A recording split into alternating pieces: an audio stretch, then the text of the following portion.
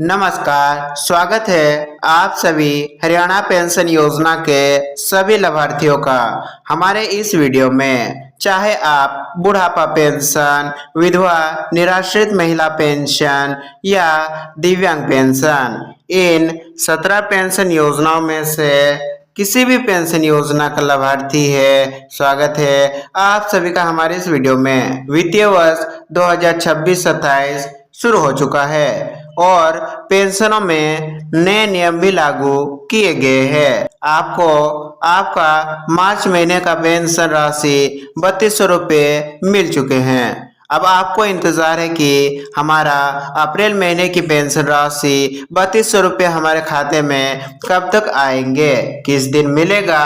PPP और DBT का सही होना जरूरी किया गया है। इस विषय में हम सभी जानकारियां और अपडेट्स देने वाले हैं। यदि आप हमारे इस चैनल पर पहली बार आए हैं, चैनल को सब्सक्राइब करके हमारे इस चैनल के साथ जुड़ जाइएगा, क्योंकि हम भविष्य में हरियाणा पेंशन योजना से रिलेटेड जो भी अपडेट्स को लाएंगे और अपडेट्स आपको समय पर प्राप्त हो सकेंगे। चलिए हम जानते हैं सीएम नायब सिंह सैनी जी ने क्या क्या बदलाव किए हैं, क्या क्या ऐलान किए हैं आप सभी लाभार्थियों के लिए। सामाजिक सुरक्षा पेंशन 2026, इसमें हम बुजुर्ग, विधवाओं और दिव्यांगों के लिए सबसे बड़े अपडेट्स को लेकर के आ चुके हैं। नई दरें, नियमों के बारे में हम जानने वाले हैं। नई पेंशन राशि और लागू तिथि 3200 रुपये पेंशन राशि 1 नवंबर 2025 से ही लागू किए गए हैं और ये सभी 36 लाख प्लस लाभार्थियों के लिए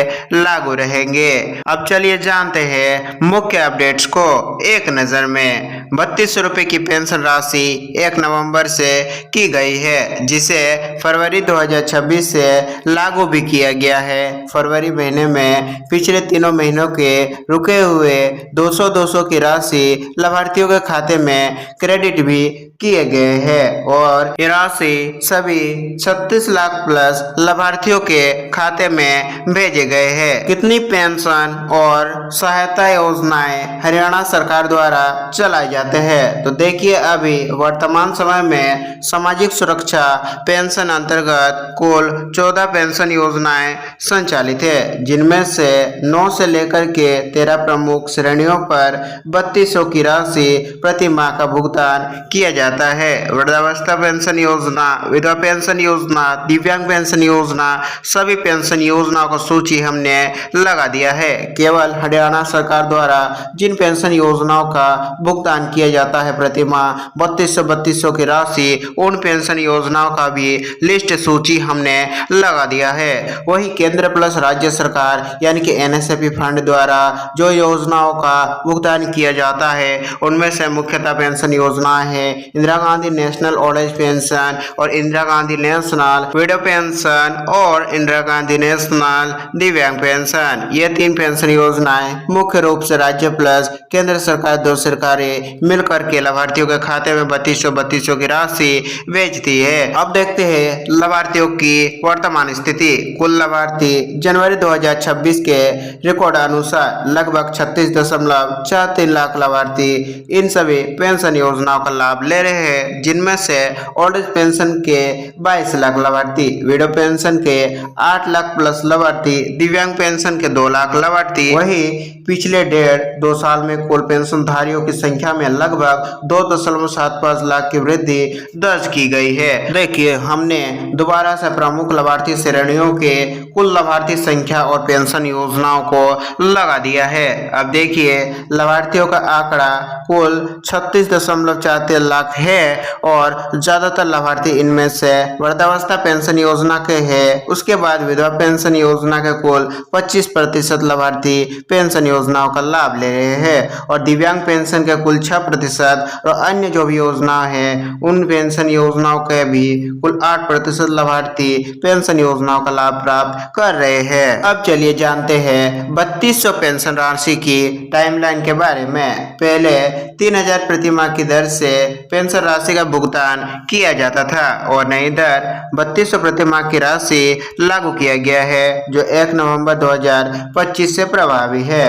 वही भुगतान फरवरी 2026 की किस्त के साथ शुरू किया गया था, जो नवंबर प्लस दिसंबर प्लस जनवरी 3 महीने की 200 रुपये की राशि 600 रुपये लाभार्थियों के खाते में भेजे गए थे। भुगतान का तरीका बताया जा रहा है कि सीधे डीबीटी यानी कि डायरेक्ट बेनिफिट ट्रांसफर के जरिए सभी लाभार्थियों के खाते में राशि प्रति महीने भेजी जा रही है और आगे की मासिक किस्तें जिनमें अप्रैल 2026 की किस्त 3200 रुपये शामिल है, इस किस्त का भुगतान भी 3200 रुपये की राशि डीबीटी के जरिए किया जाने वाला है और बताया जा रहा है कि इस महीने के पहले या दूसरे सप्ताह तक आपको यह राशि देखने को मिलने वाली है, यानी कि 15 तारीख तक आपको 3200 की राशि खाते में देखने को मिलने वाली है। वही कुछ मीडिया रिपोर्ट्स और यूट्यूब चैनलों द्वारा बताया जा रहा है कि 10 तारीख को आपको पेंशन राशि खाते में देखने को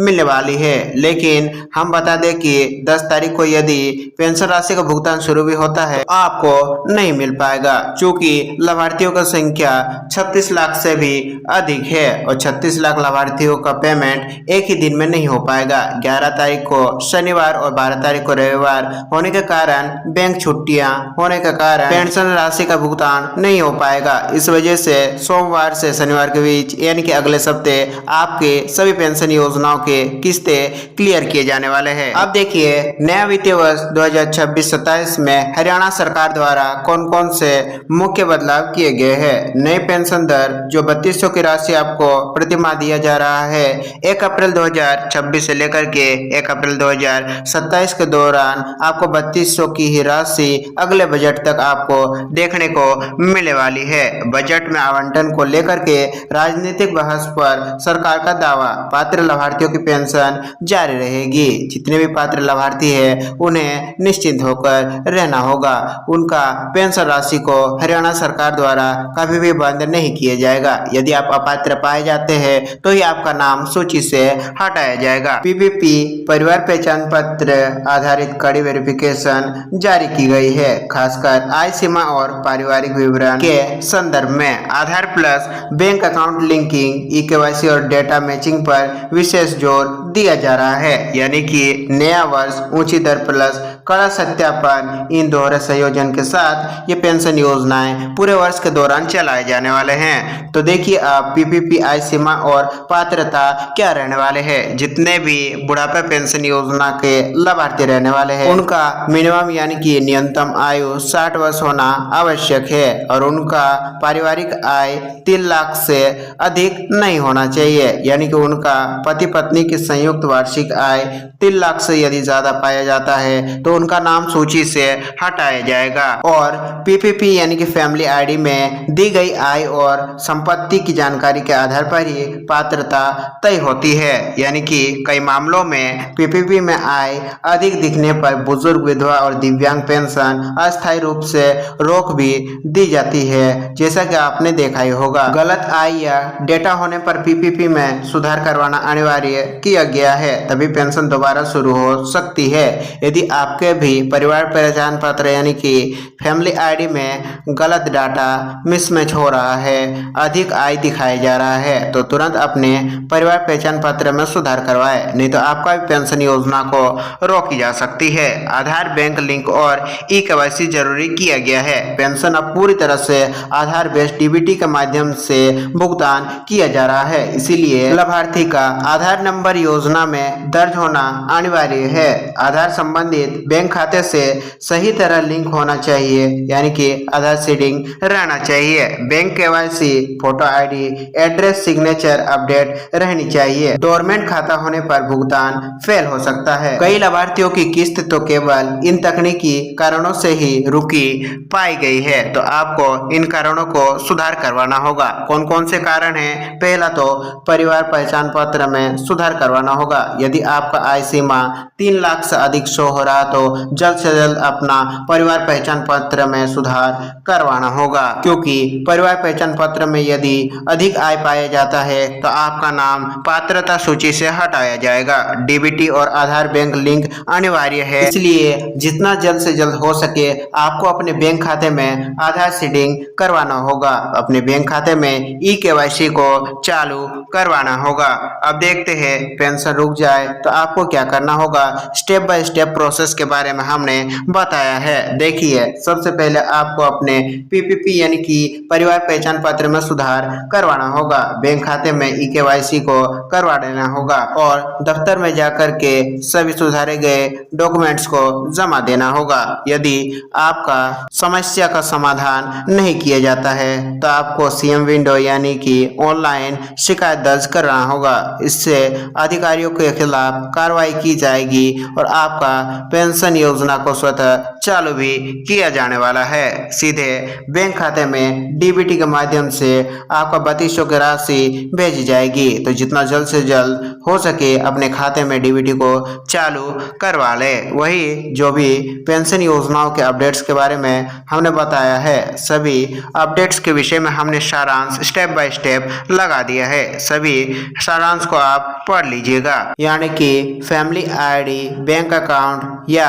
पेंशन योजना से जुड़े कोई भी समस्या आता है तो आपको उस समस्या का समाधान जल्द से जल्द करवाना अनिवार्य है, तो ही आपका 3200 की पेंशन राशि जारी की जाएगी। यदि आपको पेंशन योजनाओं से संबंधित या हरियाणा के सभी योजनाओं से संबंधित कुछ जानना हो तो आप हमारे नीचे कमेंट सेक्शन में पूछ सकते हैं, जिसका समाधान हम अपने next Haryana pension update video में बताने का प्रयास करेंगे। तब तक के लिए आप सभी का दिन शुभ हो। धन्यवाद।